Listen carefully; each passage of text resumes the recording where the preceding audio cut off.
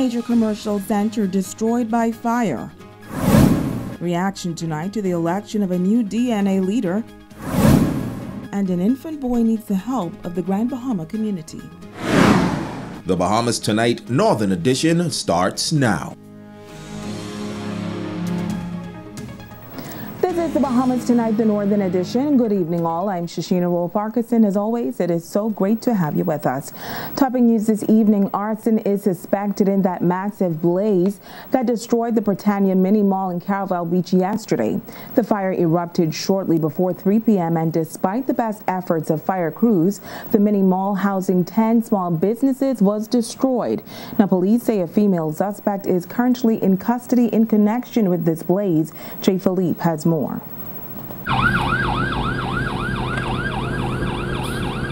The fire erupted shortly before 3 o'clock at one of the more popular business plazas in the Caravelle Beach area. The blaze was intense and engulfed the Britannia Mall Plaza at the rear of the Stop and Wash business for more than 2 hours, leaving behind a trail of destruction. The plaza contained more than 10 stores offering a variety of products and services. Among those units in the plaza were 2 churches.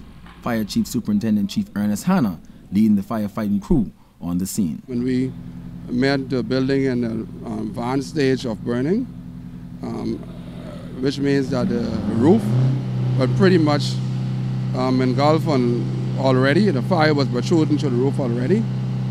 At that time, our main priority was to contain the fire and stop its spread to the other shopping center nearby.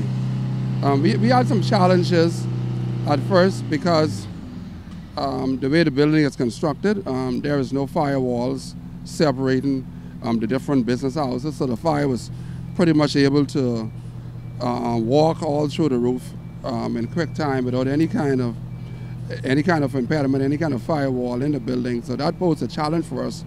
The entire roof, like I said, was pretty much involved in fire by the time we got there.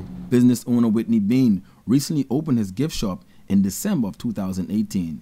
He was distraught to witness his establishment up in flames. I'm shocked at the moment. It's difficult to really put into words how one would feel after their business is destroyed, or even like a house or whatever.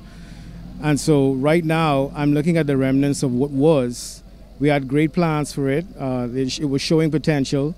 We just opened on December 22nd, and it was gaining traction because persons were coming in, they liked the service, they liked the products, and it was building.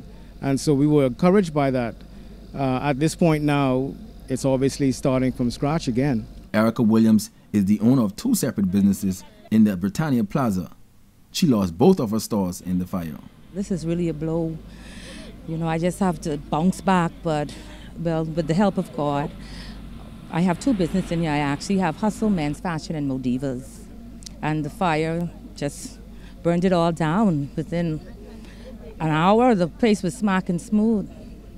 So, like I said, I have to start over again. I have employees be out of jobs, and not only my employees, other people in the business, in the building had employees. And, you know, it's a loss. It's really a loss. Superintendent Ernest Hanna says investigations will continue as they are trying to determine how the fire started. I'm Jay Philippe, ZNS Network News. Now, once again, police say a female is assisting with their investigations. In other news, the Democratic National Alliance making history last week as a woman was elected as the leader of the party during the party's national convention in New Providence. Our ZNS News team spoke with residents on the island about this historic move. Natalia Hall has more. Arinthia Komalafe is the first woman to head the Democratic National Alliance. Komalafe beat out Kendall Smith by a vote of 64-14 during the party's 2019 National Convention held at the Courtyard Marriott Hotel in New Providence last week. Now, some residents on Grand Bahama say having a woman at the helm of the organization is good news for the country, while others say it does not make a difference. Oh, I like change. Yeah, I'm for it, 100%. I prefer the 2-party system. So, her being elected means nothing to me. I don't have a problem with it personally. I mean, cable as a man of doing it. Donna Wood, and Glenda Knowles say they believe the election of a female to head a political party is a big step for women. Women are not being left out now. We are able to do just as much as men. And I think a position like that comes with women being more sensitive. So they're able to deal more with the issues that goes with families and all the problems that we're having with the country and crime. If we could pull families together. And I say congratulations to Arinthia. She's a good person. Females actually are the larger voting populace. And even in local government, we always have these same men that are of men opinions. So I think that a woman going into government, being female, would actually be able to voice our concerns. But despite this achievement, some residents question whether or not a third-party system works in the country. I think it will work, but change is inevitable, so I guess time brings on changes. We have to evolutionize, so somebody has to start somewhere to break the mold. And I don't think a three-party system for a small country like this, I don't think a three-party system is necessary. No, we need three. You know, it's more of a challenge for each of them, but keep them on the straight line, you know. So I go with three. I think it's an uphill battle. It can work, but it's not going to be easy. I just think everybody's just stuck with the same old, same old. That's what they're happy with. I say the more the better. Because nothing wrong with diversity. It's always better to have your options. And we've had both parties for quite a while, so we can use the competition. But Scheme Ambrista was elected as the party's deputy leader and Omar Smith as the party's chairman. It's Talia Hall, ZNS Network News. Switching gears now, the Ministry of Tourism, in conjunction with the Bahamas Film and Television Commission, hosting a 3-day workshop at the Pelican Bay Resort for budding film producers and screenwriters throughout Grand Bahama.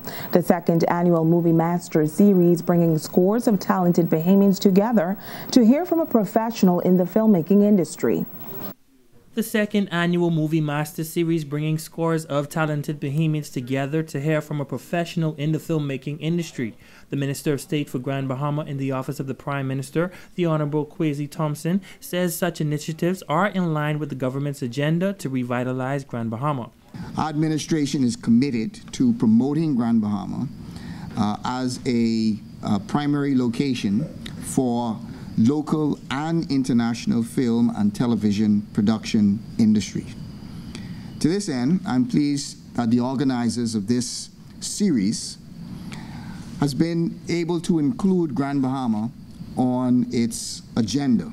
The Minister of State says it is his hope that those attending would use the information given by professional Sean Robinson to empower themselves not only locally but globally as well. We want you to think that this is a place that can be ideal for creating movies. It is an ideal place, and it has been done before because we've had major blockbuster movies that have been filmed right here in Grand Bahama. So there's no reason why we cannot have producers who are from the Bahamas and can use Grand Bahama as a backdrop for their movie, which can be a globally recognized movie. So we must think big. General Manager of the Bahamas Film and Television Commission, Clarence Rhodes, says the Movie Master Series has had a positive impact on aspiring filmmakers in Grand Bahama. We've had great feedback from it. Everyone who has given us information about their participation in it over the last 2 years has told us that it's been beneficial to them, and there's been things that they've been able to incorporate in what they do. Some of the good things about it also is that the people who were involved with as presenters are continuing to contribute to the knowledge that they started to give to people. Film producer and partner at Broken Road Productions, Sean Robbins, has worked on a number of Hollywood films. He says he loves talking about the film industry. I'd love to see, people be successful. And if that means in the entertainment business, great. If that means in a different endeavor, fantastic. I think the thing I see is not enough people trying. I talked about it tonight. I think failure is the best way to learn. And so there's nothing wrong with that. But if you don't try, you can't fail. And if you don't fail, you won't learn. You have to work incredibly hard. You have to be lucky. You have to do it with integrity. And you have to have fun doing it. If you don't do all of those things, it's never going to work. The Movie Master Series is taking place at the Pelican Bay Resort. Ramiko Knowles. You're watching the Bahamas Tonight, the Northern Edition. Stay with us. There's more news right after the break.